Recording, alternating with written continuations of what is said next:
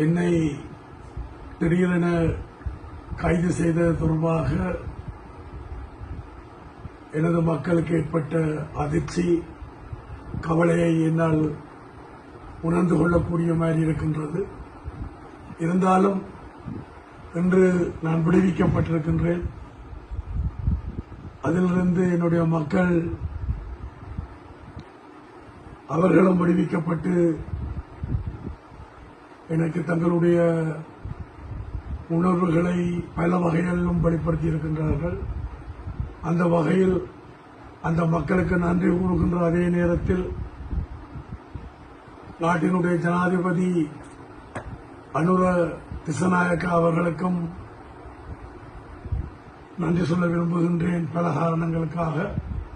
அதேபோல என்னுடைய தரப்பு உண்மைகளை எடுத்துரைத்த சிரேஷ்ட ஜனாதிபதி சட்டத்தரணி சாலிய பீரிஸ் அவர்களுக்கும் அவரது குழுவினருக்கும்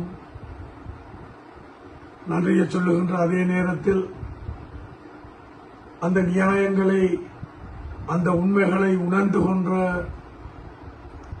கம்பஹா மாவட்ட நீதிபதி அவர்களும்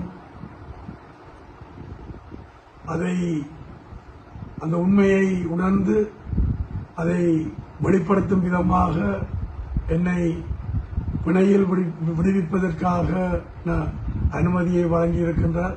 அந்த வகையில் அவர்களுக்கும் இந்த சந்தர்ப்பத்தில் நான் எனது நன்றியை கூற கடமைப்பட்டிருக்கின்றேன். எனது அரசியல் நடவடிக்கைகள் தொடரும். கை பிறந்தால் வழிபிறக்கும் என்பார்கள். கடந்த காலத்தில் எங்களுக்கு கிடைத்த வாய்ப்புகளை பயன்படுத்தி எங்களுடைய மக்கள் எதிர்கொள்ளுகின்ற 3 வகையான பிரச்சனைகள், அரசியல் உரிமை பிரச்சனை, அபிவிருத்தி, அன்றாட பிரச்சனை, இதுகளுக்கான தீர்வுகளை, முன்மொழிவுகளை நாங்கள் முன்னெடுத்திருந்தோம். அது தொடரும்.